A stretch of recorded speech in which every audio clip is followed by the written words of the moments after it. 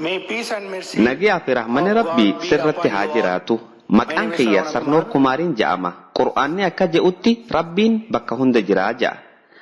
Warri biraatiis akkasumatti bakka hunda jiraa ja'anii amanan.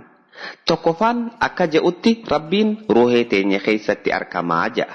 Duuba yoo akkas taate nuti dhagaas tahee sanamaas maaliif hin gabbarre? Yoo akkas hin tahin ammoo rabbii kana eessarraa arkachuu dandeenya? Dhiifama wajjin qaceellotti akka gaafii tana addaan naa baaftuun barbaada. Galatoomi. Obboleessi kiyya gaafii bareedduu na gaafate. Akkasumatti atis nagaa fi rahmanni rabbi sirra haa jiraatu. Waalaikum salaam wa rahmatullahi wa barakatuh. Gaafiin obboleessi keenya na gaafate. Quraana keessatti rabbiin bakka hunda jiraa jaan. Akkasuma muslimtoonnis hinduunis rabbiin bakka hunda jiraa. Qaama namaa keessaas dhagaa keessaas ni jiraa jaanii amanan.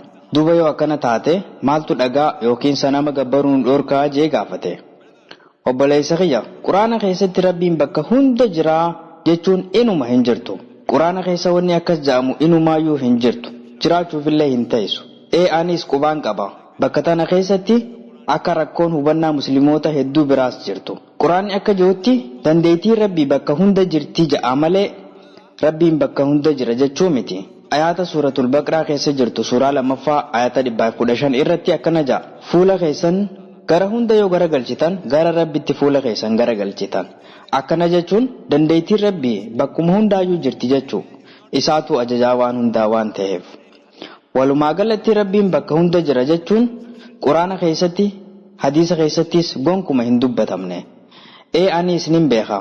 Akka muslimtoonni hedduun rabbiin bakka hunda jira ja'anii hubatan. Garuu akkas jechuun rabbiin bakka hunda jira jechuudha miti.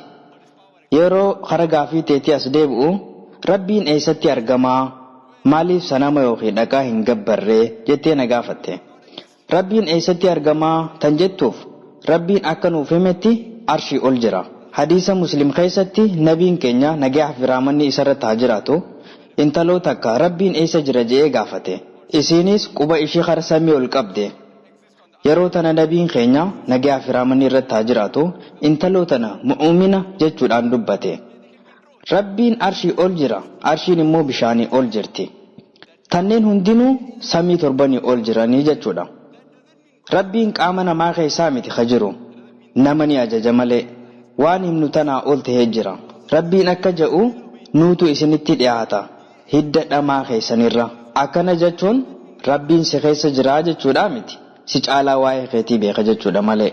Ammaas akkana jechuun hidda dhamaa keessa jira jechuu osoo hin ta'in dandeettiin isaa haalaan akkasitti dhihoo taate siif ibsa. Waan hunda quba qaba rabbiin. Innaawaa baalli mukaalleen inni quba qabaatu malee hin buutu. Amma gara gaafii teetii haa deebi'u. Maaliif nuti sanama yookiin dhagaa hin gabbarree?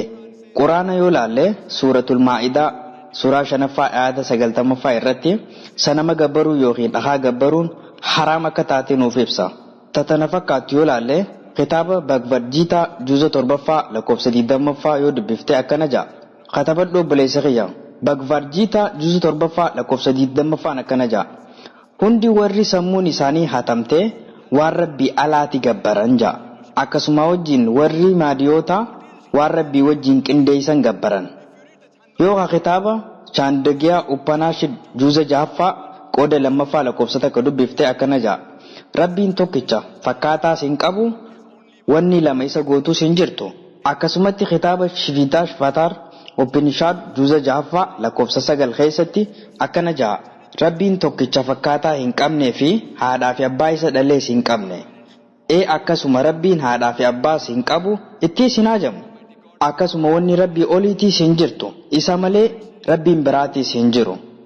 Kitaaba biraa keessatti yoo laalle kitaaba Shivitaashvatar Upanishad juuza 4ffaa lakkoofsa 19 keessatti akkana ja'a.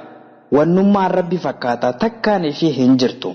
Ammallee kitaaba Yuuverdaa juuza 32ffaa lakkoofsa 3 irratti akkana ja'a. Wanni rabbitti fakkaatu hin jirtu.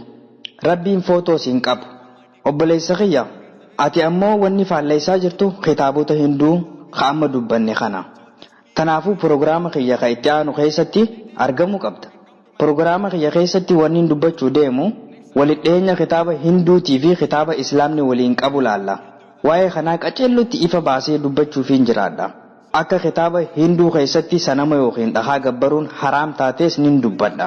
Hinduun maaliif dhagaa yookiin sanama gabbartii jennee yoo kan laallu taate hubannaa abbootii isaaniiti. Proogiraama kiyya kan dhufu keessatti kanarratti illee deebii gahaa nin kenna. Inshaallah. Gaafii kee akkan si deebisee abdiin qaba. You come for my talk, similarities between Hindu and Islam, and inshallah you'll get more knowledge on this aspect.